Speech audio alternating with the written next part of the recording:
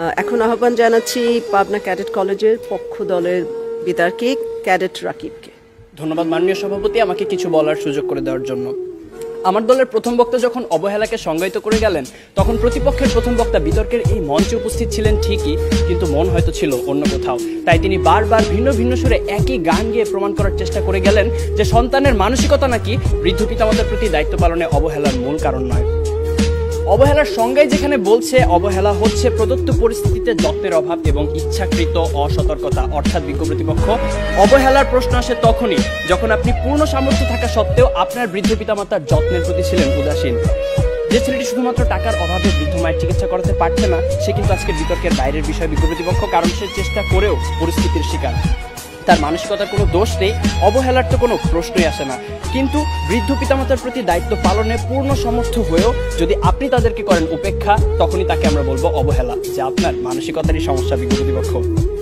আমার সন্তান যেন থাকে দুধে ভাতে, অন্তরের এই নিবেদন তো পৃথিবীর সব বাবা মায়ের। অথচ সারাটা দিনের ব্যস্ততা শেষে একটুখানি অবসর পেলেই, যেখানে আমাদের ফেসবুক বা হিন্দি সিরিয়ালে ডুব দেওয়ার সময় হয়, সেখানে ফোন দিয়ে মাকে একটিবার জিজ্ঞেস করার সময় হয় না মা ভালো আছে কিনা, বাবাকে জিজ্ঞেস করার সময় পর্যন্ত হয় না ওষুধগুলো ঠিক মতো খাচ্ছে কিনা। এখানে দোষটা কিন্তু বিজাতীয় সংস্কৃতির ধারক ও বাহক হিন্দি সিরিয়াল বা সোশ্যাল মিডিয়া, ফেসবুকের আগে আপনারই মানসিকতার বিজ্ঞ প্রতিপক্ষ। একজন সুস্থ মানুষ সর্বোচ্চ 45 ডেল একক পর্যন্ত ব্যথার সম্মুখীন হতে পারে, আর সন্তান জন্মদানের সময় আমাদের মায়েরা যে পরিমাণ ব্যথার সম্মুখীন হন তা 57 ডেল এর কিছু বেশি, যা একজন সুস্থ স্বাভাবিক মানুষকে প্রয়োগ করা হলে অনায়াসে তার 20টি হাড় ভেঙে যাবে। সন্তানের জন্যই যে মায়ের সর্বস্ব বিসর্জন, সন্তান হয়ে সে মায়ের প্রতি যেন আমাদের নিষ্ঠুরতম আচরণ।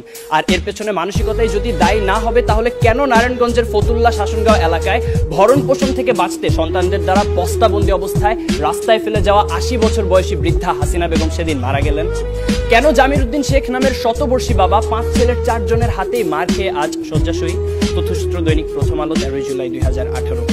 পত্রিকায় প্রকাশিত এমন হাজারো হতভাগ্য হাসিনা বেগম বা জামির উদ্দিন শেখের গল্প আপনাদের শোনাতে পারি, জীবনযুদ্ধে যারা হেরে গিয়েছিল। হ্যাঁ বিজ্ঞ প্রতিপক্ষ, জীবনযুদ্ধে যারা হেরে গিয়েছিল সন্তানের ঘৃণ্য মানসিকতার কাছে।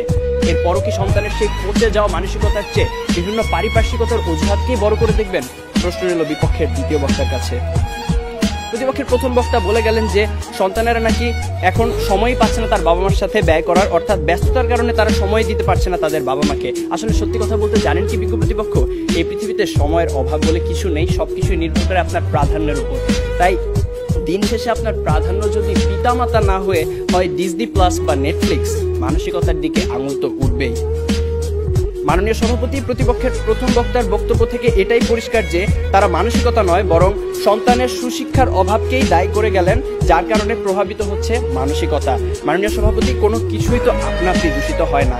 এখন কেউ যদি ধূমপান করে বলে যে সিগারেটে থাকা নিকোটিনের কারণে তিনি ক্যান্সারে আক্রান্ত হয়েছেন, এখানে ধূমপানের কোনো দোষ নেই, তাহলে বিষয়টি কি নিতান্তই হাস্যকর নয় বিজ্ঞ প্রতিপক্ষ? তাই আজ বুঝেই হোক আর না বুঝেই হোক, আপনারা কিন্তু বৃদ্ধ পিতামাতার প্রতি দায়িত্ব পালনের অবহেলার মূল কারণ হিসেবে সেই মানসিকতাকেই দায়ী করে গেলেন। ধন্যবাদ আমাদের সাথে একমত পোষণ করার জন্য। প্রতিপক্ষের প্রথম বক্তার মতে বর্তমান সমাজে বাবা মায়ের মধ্যকার অশান্তি, ঝগড়া ইত্যাদি দেখে অবহেলায় একটি বড় হওয়া একটি সন্তান তো সেগুলোই শিখবে। কিন্তু বিজ্ঞ প্রতিপক্ষ, একই পরিবারে বেড়ে ওঠা 2টি সন্তানের মধ্যে যখন এক ভাই হয় সমাজে উচ্চ প্রতিষ্ঠিত আর আরেক ভাই হয় মাদকাসক্ত বেকার, তখন আপনি কি বলতে চাইছেন যে তাদের বাবা মা তাদের দুরকম শিক্ষা দিয়েছে? অর্থাৎ আমি এটাই বোঝাতে চাইছি যে পরিস্থিতি যেমনই হোক না কেন, ভালো মন্দের বিচার করার মানসিকতা বা বিবেক সে তো আপনারই হাতে। অবাক বিষয় কি জানেন বিজ্ঞ প্রতিপক্ষ, আপনারা যখন এই মঞ্চে দাঁড়িয়ে বৃদ্ধ পিতামাতার প্রতি অবহেলার বিভিন্ন কারণ হিসেবে নানা অজুহাত টেনে আনতে ব্যস্ত, তখন সবকিছুকে বুড়ো আঙুল দেখিয়ে মন্তাজ মিয়া নামের একজন দরিদ্র রিক্সা চালক সম্পূর্ণ অপরিচিত একজন বৃদ্ধকে নিজের বাড়িতে নিয়ে এসে নিজের বাবার মতো যত্নার্থী করছেন গত 5 বছর ধরে। রিক্সা চালক মন্তাজ মিয়ার এই ঘটনা হানিফ সংকেতের ইত্যাদি অনুষ্ঠানে প্রচারিত হয়েছিল। যেখানে অনেক উচ্চশিক্ষিত সচ্ছল ছেলে মেয়েরা অবহেলায় নিজের পিতামাতাকে বৃদ্ধাশ্রমে পাঠিয়ে দিচ্ছে, সেখানে মন্তাজ মিয়া একজন দরিদ্র রিক্সা চালক হয়েও এমন একটি মহৎ কাজ কি করে করতে পারলেন?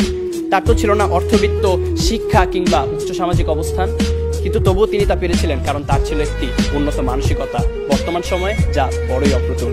শেষ করার আগে মনে করিয়ে দিতে চাই, দূরত্ব, সময়ের অভাব, কাজের চাপ, সুশিক্ষার অভাব ইত্যাদি বৃদ্ধ পিতামাতার প্রতি দায়িত্ব পালনের ক্ষেত্রে কিছু দেয়াল মাত্র, মানসিকতাকে বদলালে যা পেরোনো সম্ভব। বৃদ্ধ পিতামাতার প্রতি দায়িত্ব পালনের ক্ষেত্রে যদি কোনো কারণে কমতি হয় বা সন্তান অসমর্থ হয়, সেক্ষেত্রে আপনাদের দ্বারা দেখিয়ে যাওয়া যুক্তিগুলো হয়তোবা একটি কারণ, কিন্তু বৃদ্ধ পিতামাতার প্রতি দায়িত্ব পালনের ক্ষেত্রে যদি কোনো কারণে অবহেলা করা হয়, সেটা অবশ্যই সন্তানের মানসিকতারই সমস্যা বিজ্ঞ প্রতিপক্ষ। বার্ধক্য মানে অসহায়ত্ব, একাকিত্ব, মৃত্যু ভয় আর হাজারো রোগ ব্যাধির আনাগোনা। জীবনের যে সময়টায় আমাদের সবচেয়ে ভালোবাসার মানুষ বাবা মায়ের সবচেয়ে বেশি প্রয়োজন হয় আমাদের, তখন কেন আমরা আমাদের মানসিকতাকে কবর দিয়ে দূরে ঠেলে দিব তাদের? তাই বিজ্ঞ প্রতিপক্ষ, আসুন আমরা আমাদের মানসিকতাকে বদলাই। জীবনের বিনিময় হলেও যারা সন্তানের প্রতি ভালোবাসার এতটুকু কমতি হতে দেন না, সেই সোনার পিতামাতার প্রতি গভীর শ্রদ্ধা নিবেদন করেই শেষ করছি।